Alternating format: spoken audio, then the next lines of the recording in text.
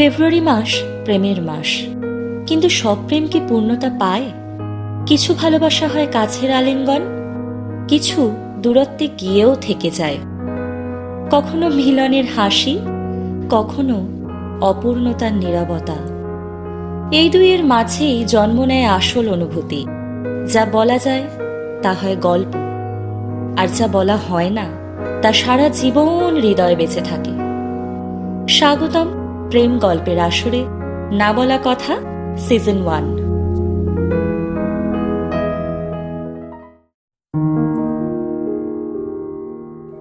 জিতের ড্রয়িং খাতার কোণে ছোট্ট করে লেখা ছিল একটা বর্ণ ত। তনু পাশ থেকে উঁকি দিয়ে ফিসফিস করে জিজ্ঞেস করলো, কি রে জিৎ, এটা কার নাম? অর্ধেক লিখে থমকে গেলি যে বড়, শেষ করবি না? জিৎ তড়িৎ বেগে খাতাটা বন্ধ করে দিয়ে অন্যদিকে তাকিয়ে আমতা আমতা করে বলল, কই না তো, ও এমনি একটা হিজিবিজি কাটছিলাম, পেনটা চলছিল না তো, তাই দেখছিলাম কালি পড়ে কিনা।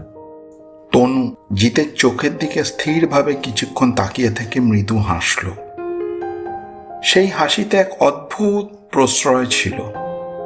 সে বলল, তোর এই এমনি কথাটার আড়ালে যে কত কিছু লুকিয়ে থাকে সেটা কি আমি বুঝি না ভাবিস? কোনোদিন কি তোর মনের আঙুলটা খুলবি না, নাকি সবটা অসম্পূর্ণ রেখেই অভ্যাস করে ফেলবি? জিৎ তখন জানালার বাইরের মেঘলা আকাশ দেখছিল। তার ঠোঁটে রাগের শব্দগুলো ভিড় করছিল, কিন্তু বুকের ভেতরে এক অজানা হীনমন্যতা আর সমাজ সংসারের বাস্তব ভয় তাকে পাথর করে দিল। সে বলতে পারল না যে ওই অর্ধেক লেখা নামে পূর্ণতা কেবল তনুর উপস্থিতিতেই সম্ভব।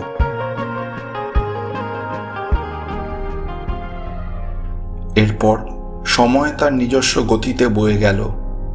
বাস্তবটা গল্পের মতো অত সহজ ছিল না। জিতের বেকারত্ব আর মধ্যবিত্ত জীবনের টানাপোড়েনের মাঝেই তনুর পরিবার তার বিয়ের জন্য উঠে পড়ে লাগলো। তনু অনেকবার জিতের কাছে এসেছিল এক টুকরো আশার কথা শুনতে, কিন্তু জিত তখন নিজেকে গুছিয়ে নিতে ব্যস্ত। সে ভেবেছিল প্রতিষ্ঠিত না হয়ে তনুর হাত ধরাটা হবে স্বার্থপরতা। সেই নিস্তব্ধ অভিমানে তনু একদিন বিয়ের পিঁড়িতে বসলো অন্য কারোর হাত ধরে। বিচ্ছেদের সেই রাতটা ছিল জিতের জীবনের দীর্ঘতম রাত।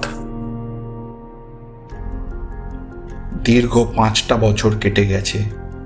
জিত এখন একজন সফল আর্কিটেক্ট, কিন্তু তার নিজের মনের নকশাটাই রয়ে গেছে আগোছালো। ওদিকে তনুর ঘর ভেঙেছে অনেক আগেই। ভুল মানুষের সাথে ঘর করার চেয়ে একাকিত্ব ভালো, এই বোধ থেকেই সে আজ স্বাধীন। ঠিক 5 বছর পর সেই পুরনো শহরের এক ঝাপসা বিকেলের লাইব্রেরির কোণায় ওদের আবার দেখা হলো। তনুর পরনে একটা সাধারণ নীল সুতির শাড়ি, চোখে সেই আগের চপলতা নেই। সেখানে এখন গভীর এক শান্ত বিষণ্ণতা। জিতকে দেখে তনু একটু থমকালো, তারপর এগিয়ে এসে খুব ধীর গলায় বলল, এখনো কি সেই হিজিবিজি কাটো জিৎ, নাকি মনের খাতাটা অন্য কাউকে দিয়ে দিয়েছ? জিতের চোখে তখন জল টলমল করছে। দীর্ঘদিনের জমানো পাথরটা যেন গলতে শুরু করেছে। সে তনুর হাতের ওপর নিজের হাত রেখে শান্ত অথচ দৃঢ় গলায় বলল, যে খাতার পাতায় তোর নাম ছাড়া অন্য কিছু লেখা হয়নি, সে খাতা অন্য কেউ পড়ার যোগ্য নয়।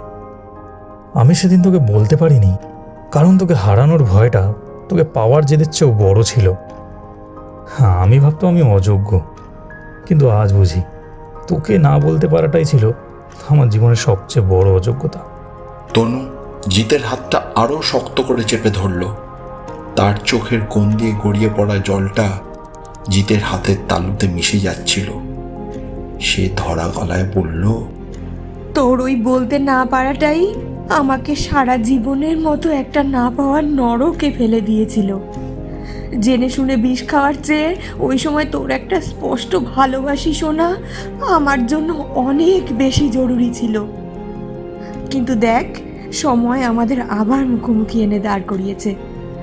আমাদের অনেকগুলো বছর হারিয়ে গেছে ঠিকই, কিন্তু বাকি সময় কি আমরা আবার সেই অর্ধেক নামটা পূর্ণ করতে পারি না?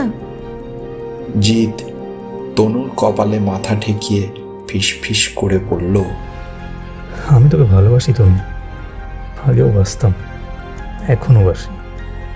এই 5 বছরে 1000 বার তোর নাম লিখে মুছেছি, কিন্তু মন থেকে মুছার সাধ্য আমার হয়ে ওঠেনি কখনো।